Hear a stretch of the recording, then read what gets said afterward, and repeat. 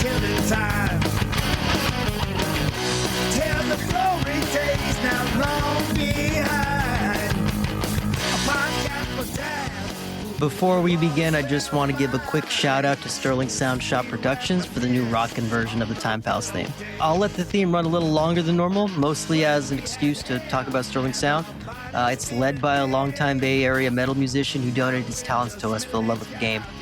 His information will be on the podcast description for anybody in the Bay Area looking for an indie music production studio. And then we'll have the song play at the end just because it's a lot of that retro fun. Anyway, it's the Time Pals.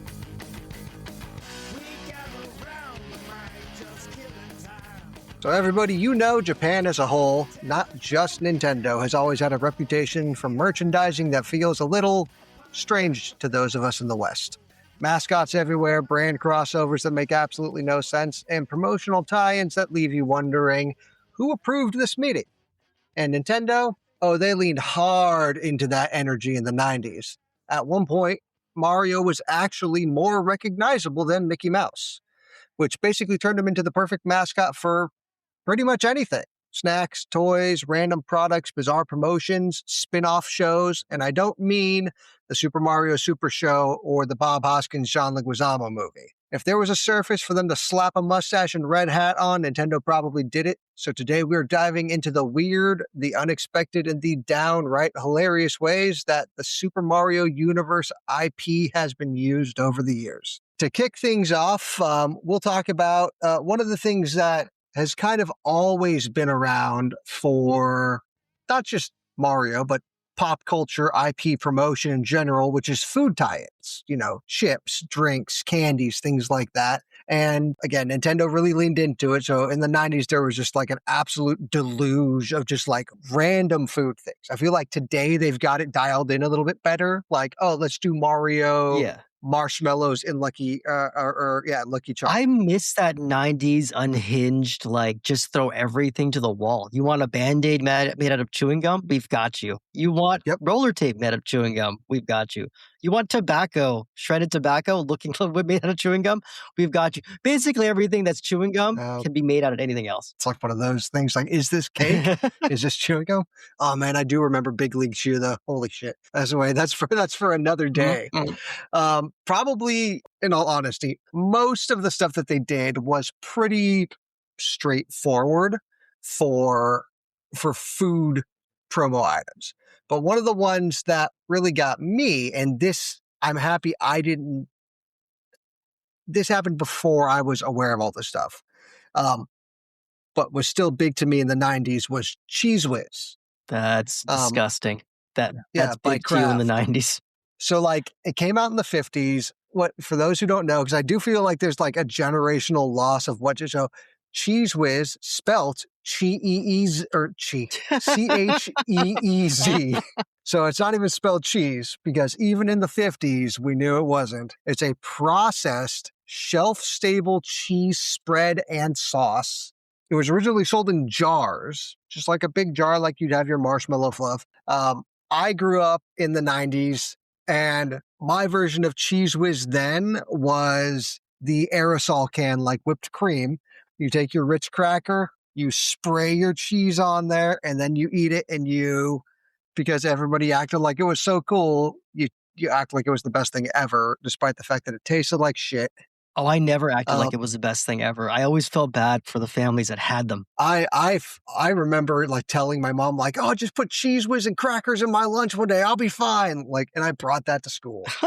But I won't share screen because you know what fucking Cheez-Whiz look like, man. But for because we are streaming live while we do this, so this image right here that I'm putting over me.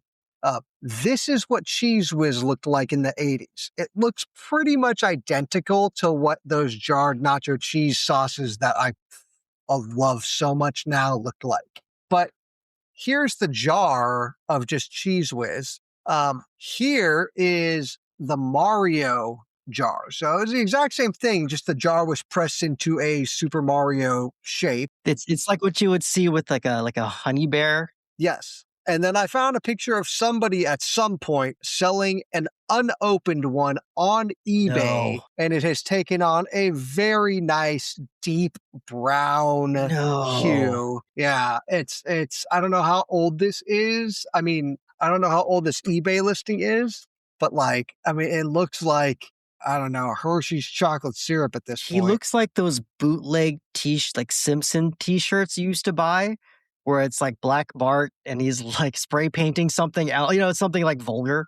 He looks like that. It's the photo negative of what you picture Super Mario is in your head.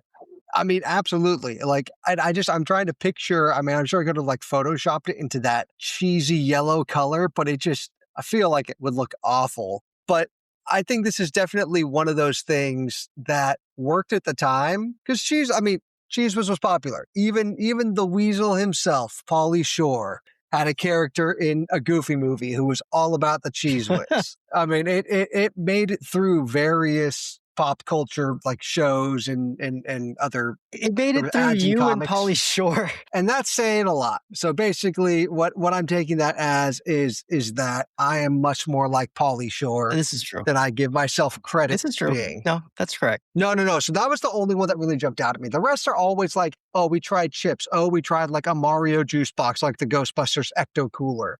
And it's all the same stuff. Like, it's not bad. It just like didn't work well. Did you ever buy anything though that just had his face or something slapped on it? Like, Oh, hell yeah. I've bought tons of like if you go to say like a seafood city or like another Asian market, they'll have like the sodas on the shelf. So there's like the Sailor Moon sodas, there's the Dragon Ball Z sodas, Final Fantasy. There was a period where I found a bunch of Mario ones there too, and I bought those. And it was like generic, like fruit flavored, like a citrus, but with a lot of caffeine, super sugary. I bought it and I had it on my bookshelf for unopened for at least 15 years. wow. And then when I went to move, I mean, then this was recent, I went to move and I grabbed the can and I lifted it up and it was light as if there was nothing. It did disintegrate. Oh, Ate through the bottom of the can. oh my God. You put that in your body. I know.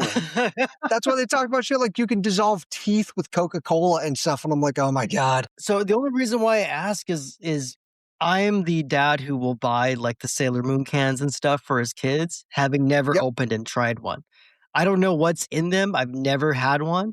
And this is kind of a terrifying revelation for me. It's no worse than normal soda, to be honest. One can has like 40 grams of sugar and it's some sort of generic citrus flavor. But they have weird names like Ocean Breeze. And you're like, oh, Okay. I like things like Ocean Breeze. The one thing I'm not going to shove salt water in my mouth. So my turn. So Super Mario, just like John was saying, is celebrating its 40th anniversary this year. And Nintendo, as always, is embracing it with its two pudgy white glove hands. So if you're with us today, most likely you're telling your spouse you're buying Super Mario-based properties as an excuse to bond with your disinterested children.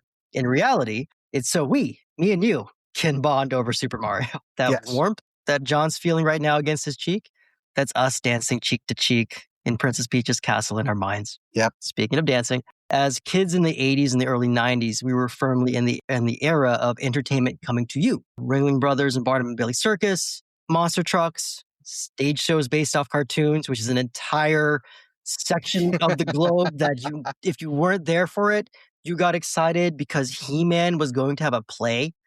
Mortal Kombat was going to have a play where people would throw punches 3 feet away from each other and then fall down, and you begged your parents to go see it. And basically anything that could fit in a dirt lot was fair game, no matter how many OSHA regulations were destroyed to bring it to us. One of the most popular versions of this were the Ice Capades. I don't know, John, did your family ever take to the Ice Capades? I remember we've seen a couple Disney on Ice. There's probably only one when I was little, but that's the closest I've got. Those are pretty good. The only reason, once I found out that you were excited about Cheez-Whiz, I don't think they really had to set the bar very high. Yeah, I know. Disney on Ice was pretty good. Basically the same concept. So in 1989, Nintendo decided to continue the Mario hype train by putting the characters on skates for a television special starring, no bullshit, Jason Bateman and Alyssa Milano. And since this is the 1980s and video games are for nerds, Alyssa immediately announces to the camera that she's never played a game before. So Jason has to enunciate words he clearly has never seen until he got the script in front of him. And they're ice skating. They are not. They are not ice skating. To set the story so that way you as a child can just enter this world of wonder. But you need someone to ground you in reality. Oh, interesting. Collectively, the Luke Skywalker of the Star Wars tale, where I need someone to ask questions, and then that way my questions are answered. I have to watch it, John. I'm not going to post it here, but no, I'm going to watch it. Like as links are up soon after this. The way he says some of these words, these Mario words that are staples for us, he's like he's afraid he might open the portal to hell that swallowed Ricky Schroeder. It's very like slow and like, am I doing this right? You have to see it. But Bateman's character also teaches, quote unquote, Milano how to play a video game, not by doing what you think though. Not by giving her a controller, but instead asking her what buttons she would like him to push, because he is both the older brother and an asshole. Oh, I thought you were going to say he jumped on her head. But that would have been amazing. My money's on Alyssa. Oh, absolutely. Yeah.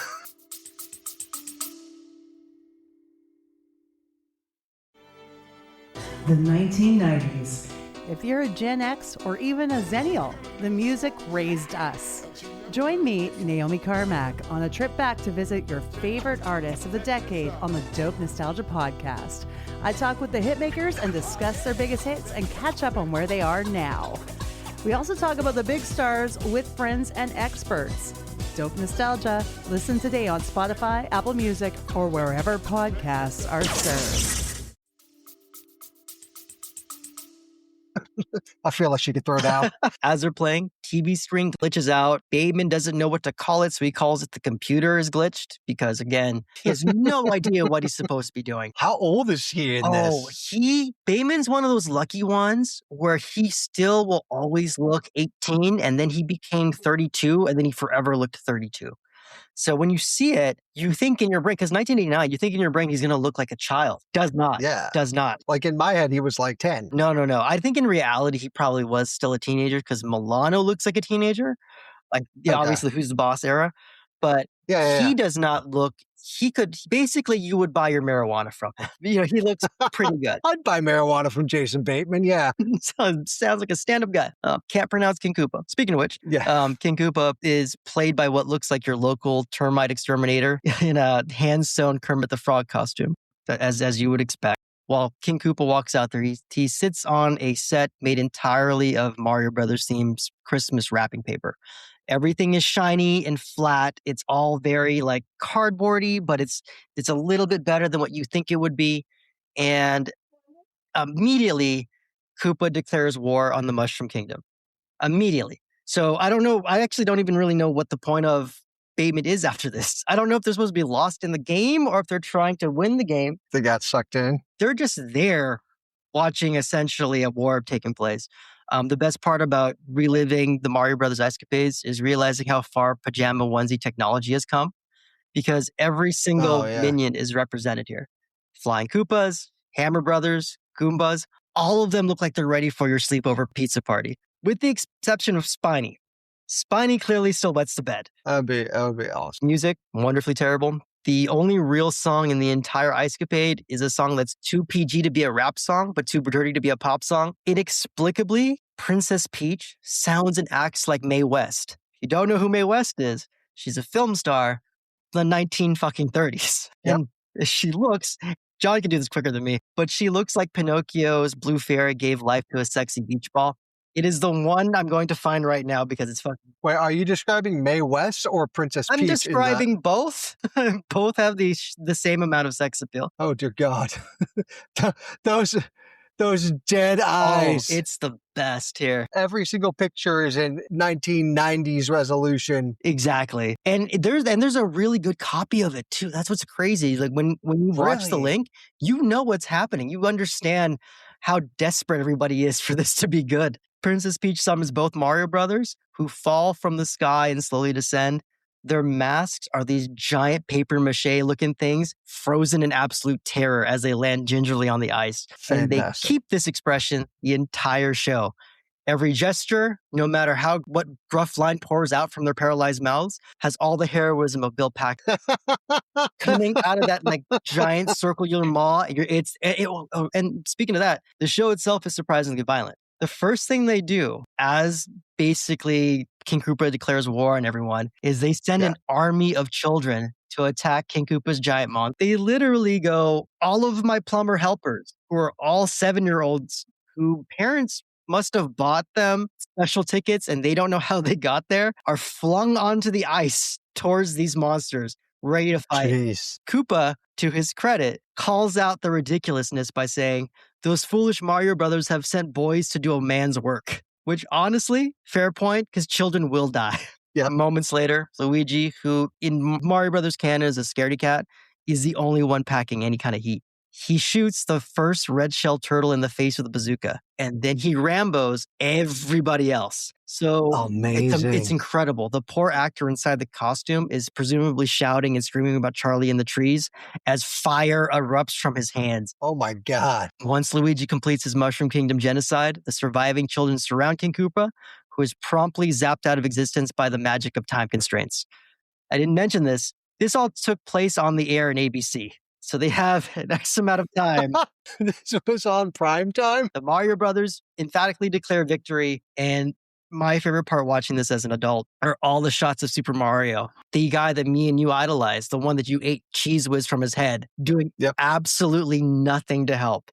There's got to be a story there because Mario is way too chill during the entire adventure and lets Luigi just basically stand in the front lines, in theory, about to take all the hits. So I have a theory about that, which is Mario is not the hero we think he is until the modern movie where they really I think he's just smart enough to continuously take credit for all of Luigi's.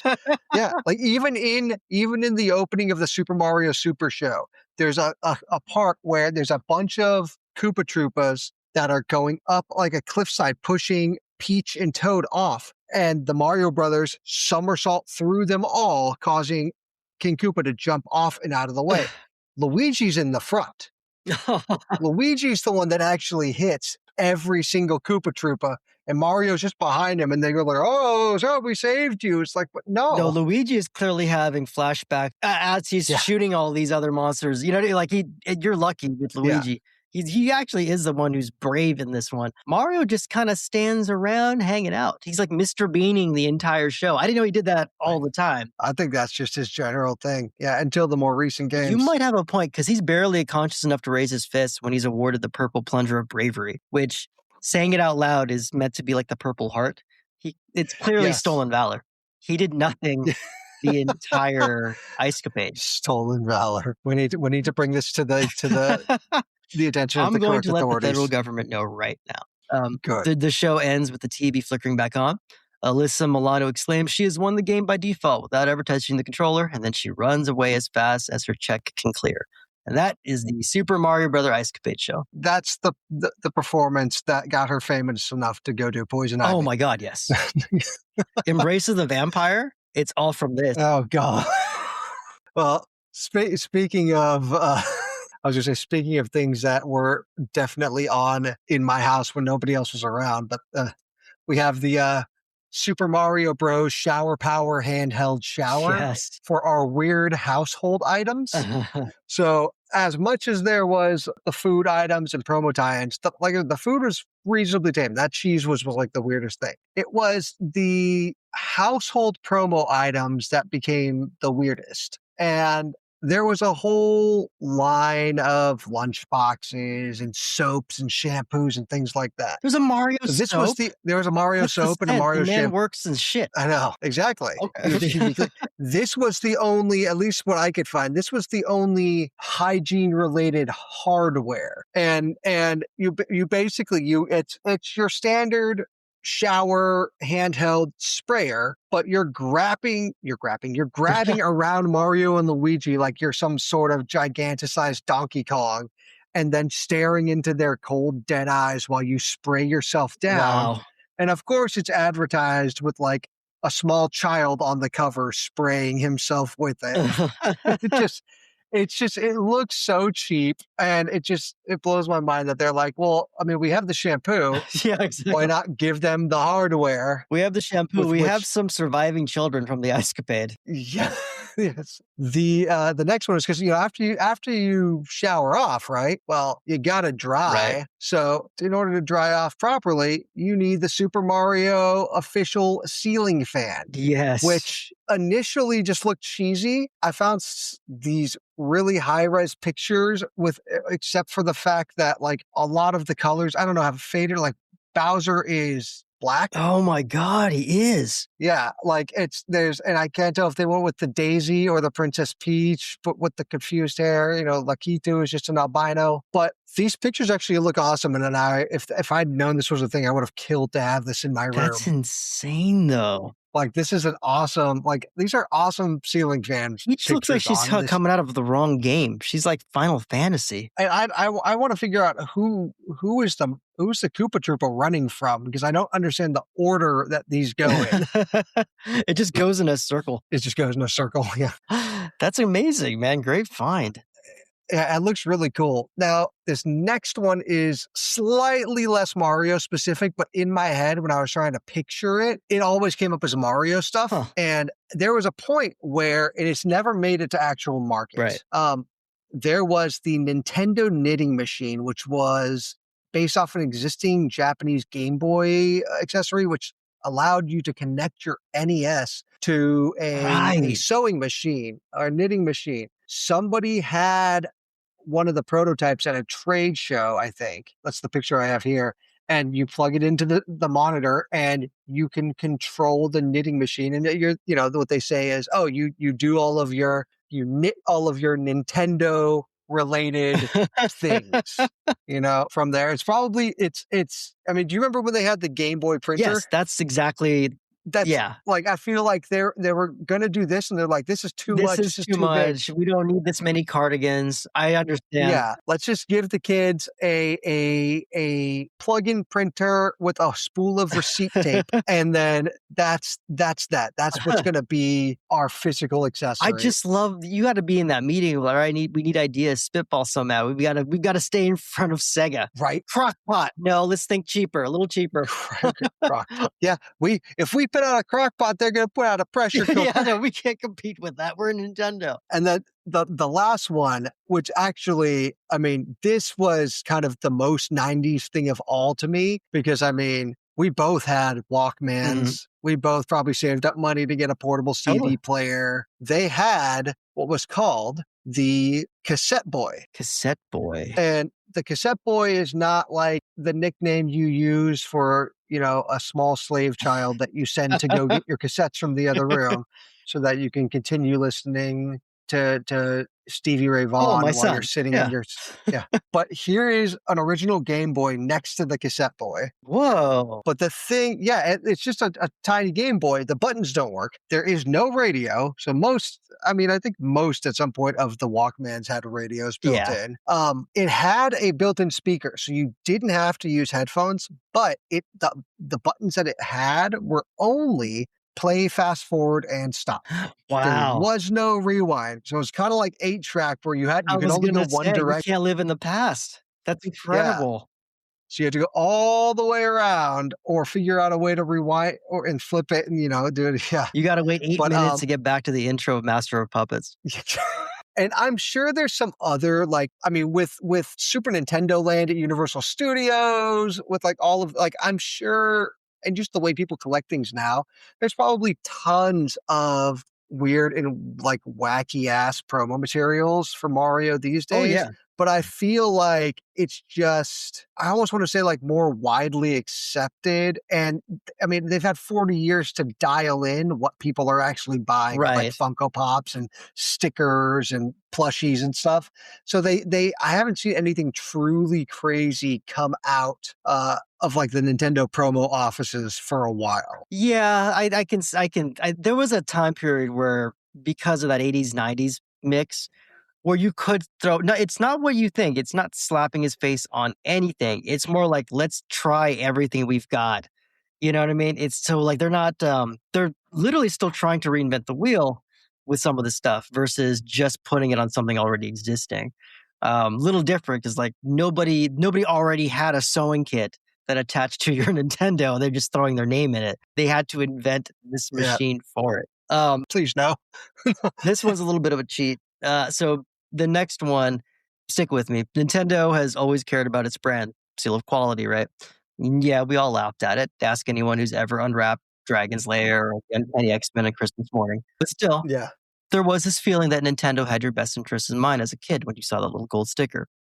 That's why I was shocked to learn they made a casino slot machine to promote Mario Kart 64, a slot machine Oh. for gambling from Nintendo to appeal to guys like us who maybe are now 19. I expect that kind of nonsense bullshit from Konami, but Nintendo, you know Konami's history. They did that. Yeah, the fucking pachinko. Is it the pachinko Yes, machines? with Yeah, Metal yeah, Gear okay. Solid on it.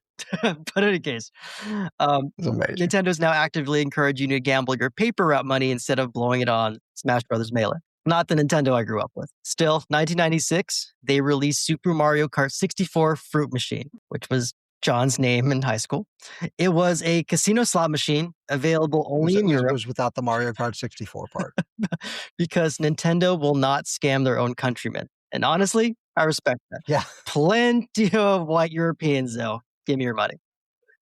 You can choose 3 people, Mario, Yoshi, or Donkey Kong. And then you can immediately lose real, actual money while embodying one of them.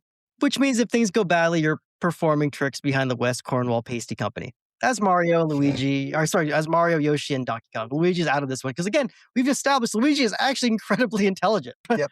Personally, though, I'm going with Donkey Kong. I couldn't find how long these machines were actually in circulation. It couldn't have been that long. But a few of these have been refurbished or are now in private collections. And I'm not going to lie, if you do find one real quick, John, they look incredible. Yeah, no, I had a picture up and I'm looking at it and it reminds me of like my uncle didn't have this specific one, but he had one of these button-based slot machines in his garage as opposed to like the old clunky big handle ones. But like this one, he had something like this, but oh man, that would have been so That's cool. basically what it was. And Nintendo actually, I mean, that as always, they were still on the cutting edge. I don't know whose decision it was to start gambling, but they didn't just buy a bunch of old machines, you know what I mean, from a circus. They built their new one. Yeah. And the machine used all the original character voices, had a massive light up racetrack built right into the cabinet. And unlike what we were talking about with these other machines, especially modern ones, nothing on it was virtual. It still had real mechanical parts, real lights, buttons. And honestly, if you look at it, it is very beautiful for a machine. That's not just my gambling addiction coming out and appreciating something as if it's art. But in any case, years later, another slot machine company said, you know what this needs? More gambling. And they took the concept and evolved it, which is casino code for ripping it off. All they do is they added a steering wheel, no gas pedal, no brakes. You now pick your kart racer, except instead of playing as Mario and Yoshi, you got Cat Girls and Vin Diesel knockoffs. Kind of gross, but the outcome is basically the same idea. I'm racing somebody. I'm trying to get your adrenaline up because not only am I trying to win money, I'm also trying to win a race against basically yourself. And no matter who you pick, that West Cornwall Pasty Company wall is never going to judge you. So that, gambling's bad. I've got one after your next one that's maybe a little worse. So I do want to throw out, before I do my next one, like an honorable mention. And this is something that is distinctly 90s because it is all but fallen out of favor because we don't have them anymore because this generation of children are dumb. I have had to tell people in my family when they're doing homework that they need to Google something. Like search engines are there for a reason, whereas we had classes about typing and how to use this newfangled thing called the internet. And with that was gamifying this, and we got the amazing game Mario Teaches Typing. I forgot about this game existing. Yep. It was right on the heels of the hottest typing game of all time, Mavis Beacon Teaches Typing. Not to cut you off, did you know Mavis Beacon doesn't exist? There is no Mavis Beacon. No. The smiling lady on the front is an actress. They just made the whole thing up. Oh, I thought you were going to say that they Aunt Jemima'd her, like they took like several. They Aunt Jemima'd her in the sense that they have a very, professional woman of color in there to make you think you're going to be taught something. person does not exist whatsoever. Interesting. I mean, hiring somebody to portray a character, I guess it makes sense. They Morgan Freeman did, really. Yeah, that's a good way of putting it. But I remember, and I actually enjoyed it, and you can play it online now. It's something you can just play in your browser. The technology is so old that Firefox can run this game. Why?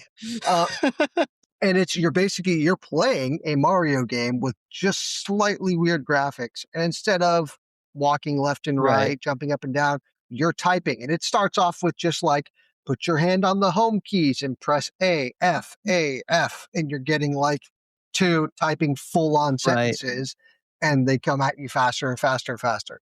Super fun. I want to try and get my kids to do it, just to be like, now you know what it feels like. Now you know what it feels. Yeah, you're not now supposed you know to what we had traumatize to do. your kids into the things you liked. Yeah.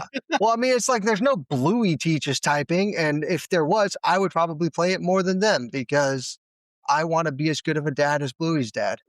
They did have Typing of the Dead, which is House of the Dead. They did. Yeah. Yes, I remember seeing that come through when I worked at GameStop because there was a Dreamcast version of it. They had so GameTap, which was at the time we wanted to be like the kind of the Netflix of video games. It was really cool. Oh, before GameFly before came GameFly. along, yeah. GameTap actually lets you play stuff in you actually could download stuff basically. Oh, nice. That game was in there. And with GameTap, Typing of the Dead was there. And I didn't know that it was literally House of the Dead, except your player character just has a keyboard in front of him, like Stephen Hawking style. He's just going around killing a bunch of zombies. It's honestly kind of fun. I will admit it is kind of fun. I would recommend it. I don't know how easily available it is now, but I'd recommend it. Oh, I'm sure you can find it. Yeah. The one I actually had was there were several, or not several, 2 or 3? I'm blanking right now. There was 2. There was a Super Mario Bros. Super Show, and then there was another Super Mario cartoon that I can't remember. It was a Super Mario World cartoon, yes. I think. The Super Mario Bros. Super Show had an episode that had a special guest star of 90s infamy, and I'm trying to pull up the exact date. It was 1990. So in 1990, the Super Mario Bros. Super Show had a episode where the popular singing duo Milli Vanilli were in the cartoon and being messed with by the Koopalings. That's amazing. They sang, or rather it features, I guess they didn't sing, but it features performances of Blame It on the Rain and Girl, You Know It's True, which of course after the fact had to be edited out for rebroadcast. That episode aired 2 weeks before the Milli Vanilli lip syncing scandal broke. And they found out that all of their hits from 1989, they were lip synced. I would like to think Nintendo set it up on purpose. Like they were disappointed, like Yakuza style, took it all away from them. Maybe that was the final thing. They were like, "We'll give you one last taste of the limelight." But it's. I mean, I know that with the show, like with Captain Lou Albano doing the role at the beginning of it, there were a couple times where like other random wrestlers came through as part of it because of him being a wrestler. Right. I think there was like Jake the Snake and like 1 or 2 other people. But as far as I know, that was the only other real cameo on the cartoon show. And it's just amazing that was the luck of the draw that they went with. Did they do their cameo before like the Simpsons started doing music stars and stuff? Like how old is this? It's 1990. They might have. I think they might have, because what was the first year of the Simpsons was 88? Yes, right? They didn't start doing the musical bits for a while, right?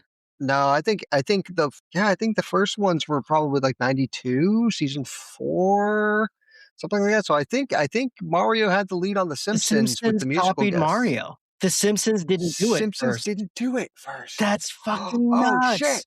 And then we found one. Yeah, we broke the Simpsons did it. That's an amazing find, dude. I didn't know that at all. Yeah, that was a fun one when I was looking for. Can you watch the whole episode still? Or is it gone? I'm sure you could watch the whole episode. I haven't checked. I actually have I have the episode downloaded on my computer.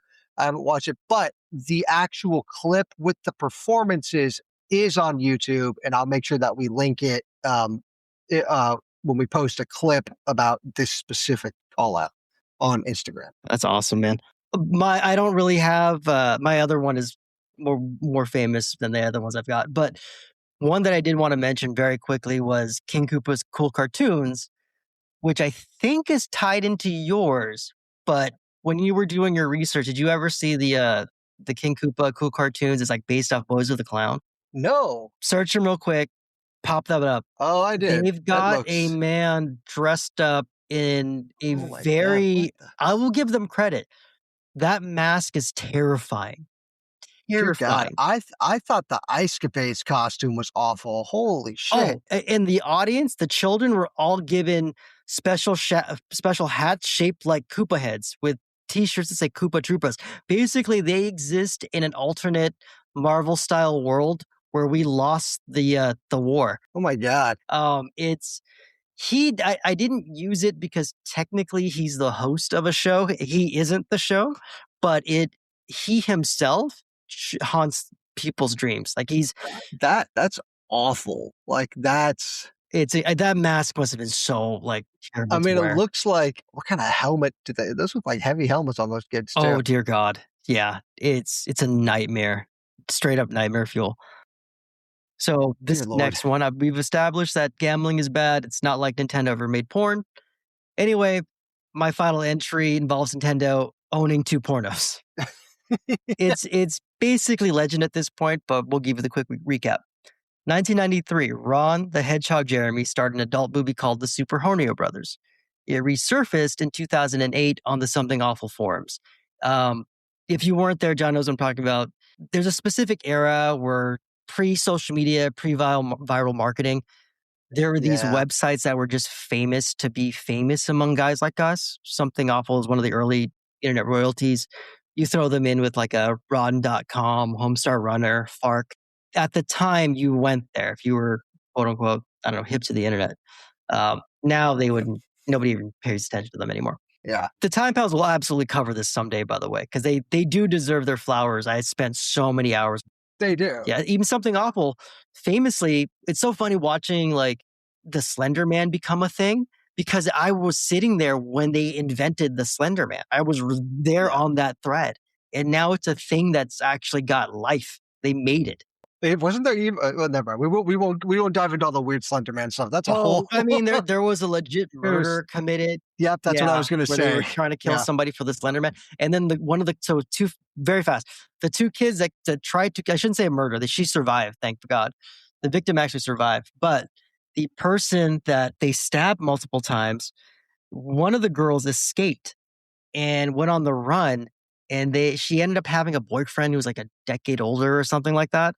They go hide in a gas station, and an officer finds them and is smart enough to be like, "Hey, are you guys like missing or something? Like you're way too young, and I've never seen you in this little town." And she says, "Google me, and you'll find everything out." And he does. He's just like, "Oh shit, you are her." And then they obviously they bring her back to jail. Yeah. Who would say that? Just don't know. Google me, please. Because obviously they're gonna lie about their name and stuff. He doesn't know that she's an escapee, right? He's just like, "Who are you kids?"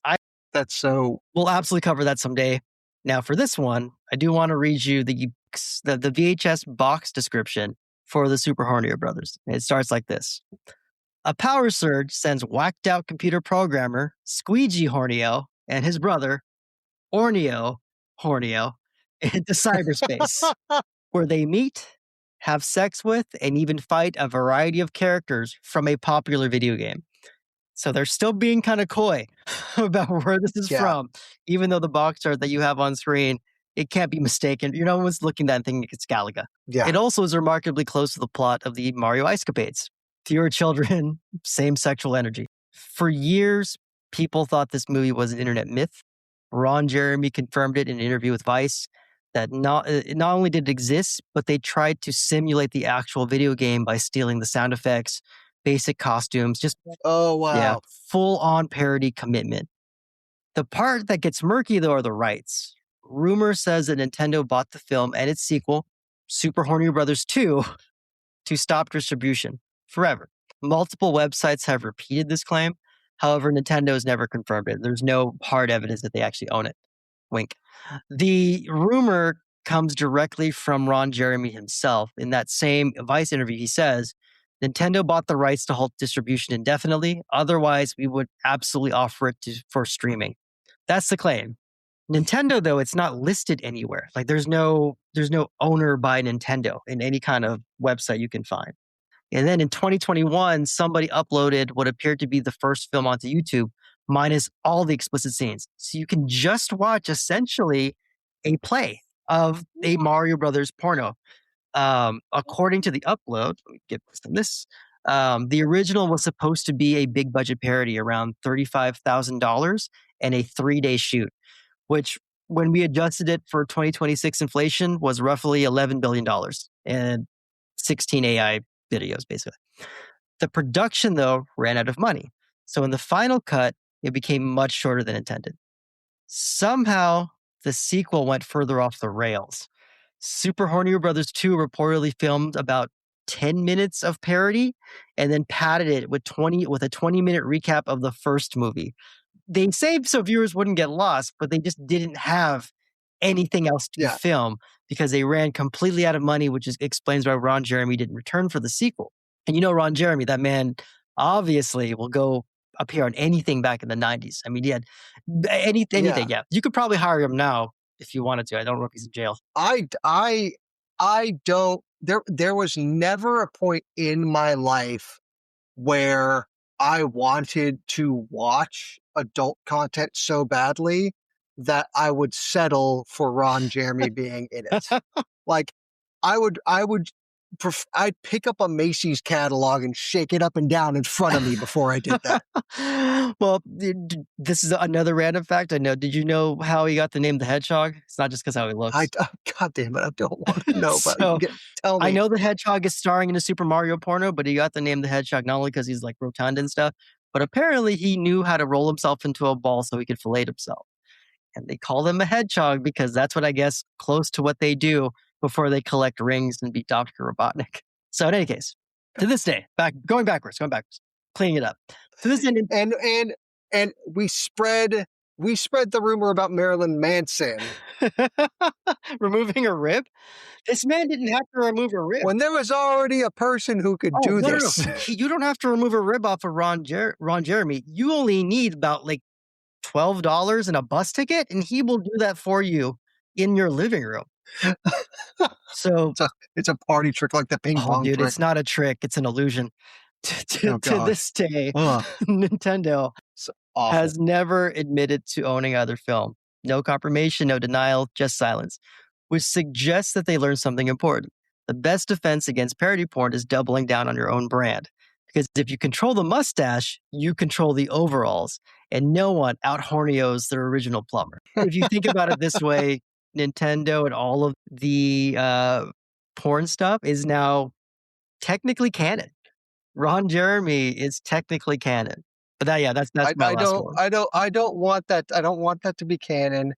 That is the same argument that people make when they're like, "Oh, Disney bought this. Does that mean so and so's a Disney princess now?" Yes. I'm like, no. Yes, it does. No. Yes, it does. I hate that. I just want to go dive into a piranha plant right now after having to Google Ron Jeremy. This is, I mean, as you have said many a time, this is your podcast, man, isn't it? No. Today it's you. Today it's all me. It's you. Okay, great. Are we good to make your announcement that you're doing Back-A-Con, or are we still waiting? Might as well. So fun news for us. Some person found us in the gutter of the internet in which the Time Pals reside, and asked us if we would like to. I forget how they phrased it, but basically what it came down to is I am now emceeing Vac-A-Con, the celebrity panels specifically, and then the rest is to be determined. We do not yet know who the celebs are, and I have been sworn to secrecy of the ones who are in process or progress. Words are hard. But I am super surprised by this, how the small city so it's actually managed by the city of Vacaville, California. The money from the con goes to fund their teen center and their teen programs. So they found this really cool way of balancing that out. So I'm excited about two of them. As I told Mike earlier, one of them is probably responsible for hundreds of thousands, if not millions, of people's first erections in the 90s. Jason Bateman. Yeah. I mean, yeah. I mean, if that's the case, it's still that's in the aughts and the 2020s. Now that the man can still get it. It's really cool. It's a really cool opportunity. I meant to tell you, Mike, but they're going to promote the podcast for us as part of it. Cool. Because the contract I had to sign with like the NDA for the celeb stuff was like, oh yeah, what organization are you with? And I'm like, Time Pals podcast. So their marketing people are going to make a poster and. Yeah. So, I mean, like you were saying, if any of us, if any of our people, our friends or whatnot are in the East Bay and pay attention to the channel or on our IG or on all of our other social media, we'll have more information then. But we will see you guys at VacaCon in April, where you will see John Powell MC and be his wonderful self. And it's going to be a great time. John, go ahead and take us home, brother. From cheese that really isn't cheese, to ice dancing, to a hedgehog that might be a human and who can allegedly fillet himself. Nintendo is all over the place with their promotional materials, promotional shows, corporate tie-ins, and IP use for Super Mario. And while we are recording this on March 9th of 2026, and Mario Day, March 10th is tomorrow, these tie-ins and promotional materials will live on forever in infamy and in the excitement of children who see these badly made things at their local Walmarts and Targets and point at them and cry if their parents don't buy them for them. Love it. Love it. This is _ for the Time Pals. We'll see you next time. Ciao. Late nights and cheap wine. We gather round the mic, just killing time. Tell the glory days now long behind. A podcast for dads who lost their minds. We reminisce on the good old days when we had hair and our bodies didn't ache. Now we're just middle-aged guys with a thirst for fame. Talking lies and jokes, we've got no shame. Late nights and cheap wine. We gather round the mic, just killing time. Tell the glory days now long behind. A podcast for dads who lost their minds. The world's moving on, but we're stuck in the past. A podcast ain't big, but it's ours to broadcast. Talking about games and the music that lasts. Good time, pal, we're just trying to make it